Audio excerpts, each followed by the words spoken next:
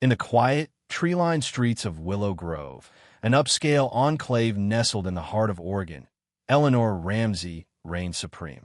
A woman in her late 50s, with impeccably styled silver hair and a smile that could cut glass, she ruled the Willow Grove Homeowners Association with an iron grip cloaked in polite condescension. To her, the neighborhood was a kingdom, its manicured lawns and grand homes a testament to her vision of perfection.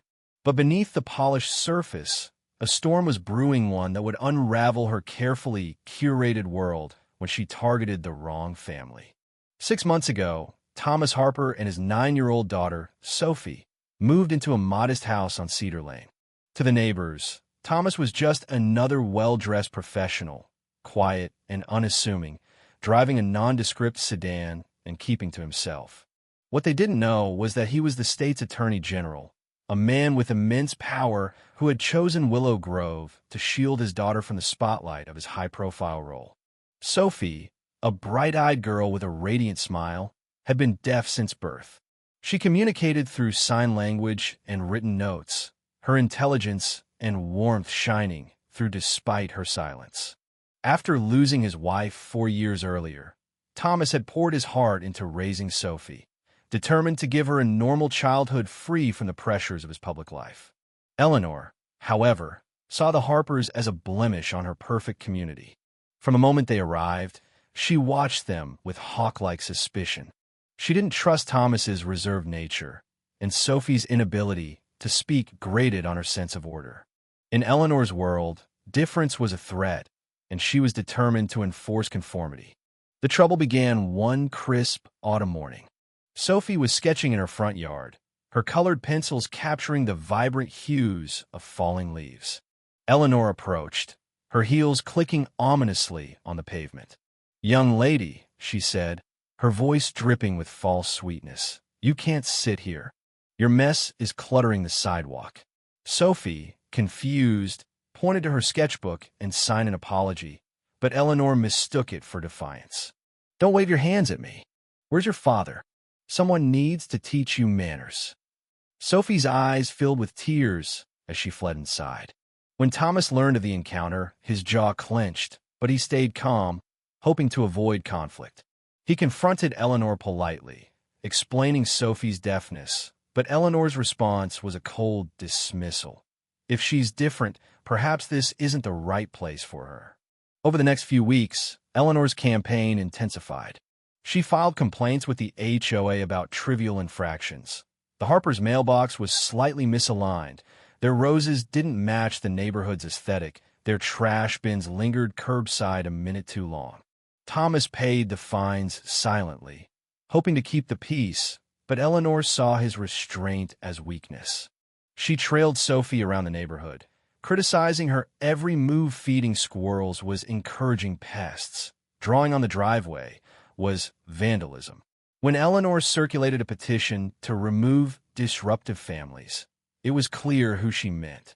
Some neighbors signed out of fear, others out of prejudice, but a few resisted, though none dared confront her directly. Eleanor's obsession reached a fever pitch when she overheard Thomas on a phone call, his tone sharp and official, discussing state policies.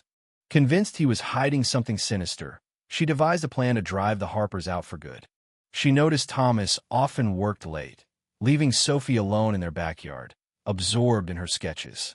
One chilly November evening in 2024, when Thomas was called to an urgent meeting in Portland, Eleanor saw her chance. Sophie's babysitter, an elderly neighbor named Mrs.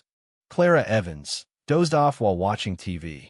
Sophie slipped outside to draw under the stars, unaware of the danger lurking nearby.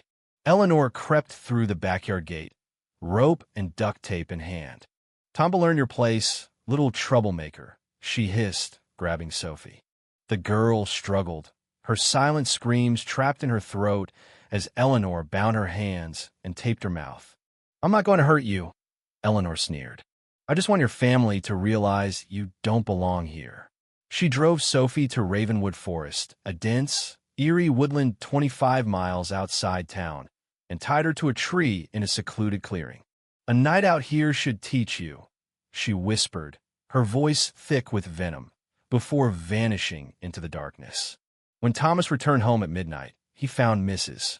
Evans frantic. "Sophie's gone," she cried. His heart stopped. His security team sprang into action, alerting state police and deploying every resource at their disposal.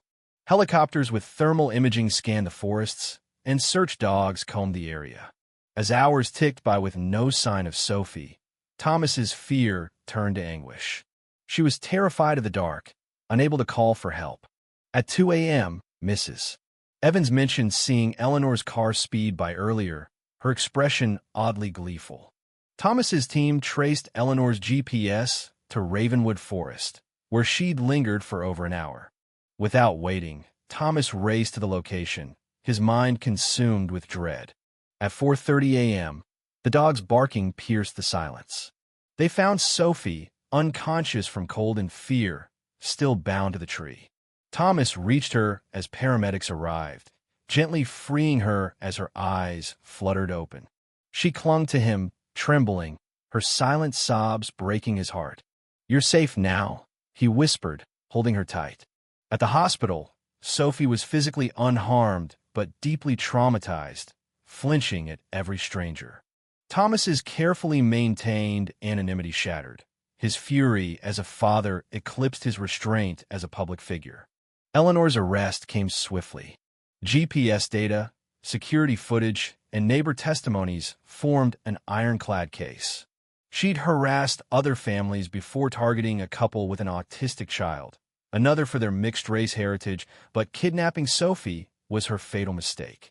At the police station, she ranted about protecting the neighborhood, oblivious to the gravity of her crime. When her lawyer revealed Thomas's identity as the state's attorney general, Eleanor's world collapsed. "He's just a consultant," she stammered, but the truth was undeniable. She'd targeted the daughter of one of Oregon's most powerful men. The story exploded nationwide. HOA tyrant kidnaps attorney general's deaf daughter dominated headlines, fueling public outrage. Social media erupted with justice for Sophie, and Eleanor's name became synonymous with cruelty. Her trial was a spectacle. Sophie's written testimony, read aloud by the prosecutor, left the courtroom in tears. "I was so scared in the forest. I thought I'd never see my dad again. Why did she hate me? I never hurt her." Eleanor's attempts to justify her actions claiming Sophie's disability lowered property values, only deepened the jury's disgust. After a swift deliberation, she was convicted of kidnapping, child endangerment, and assault, sentenced to 15 years without parole for 8. Thomas didn't stop at justice. He channeled his pain into reform, passing the Sophie Harper Protection Act to shield families with disabled children from harassment. Willow Grove's HOA was overhauled, with new leadership prioritizing inclusion. Sophie, with therapy and global support, began to heal. Her book, My Silent Strength, illustrated with her drawings, inspired millions. By 2027, she was a confident 12-year-old, elected student council president at a school for children with communication challenges. Thomas married Sophie's therapist, Emily Carter, and they adopted 2 children with disabilities, building a home filled with love. Eleanor, meanwhile, languished in prison, abandoned by her family and former allies. Her mansion was sold to a family with a disabled child, a poetic twist she'd never foreseen. Willow Grove transformed into a beacon of inclusion, its annual festival celebrating diversity. Sophie's resilience became a global symbol. Her sign at a UN conference, "Difference is strength."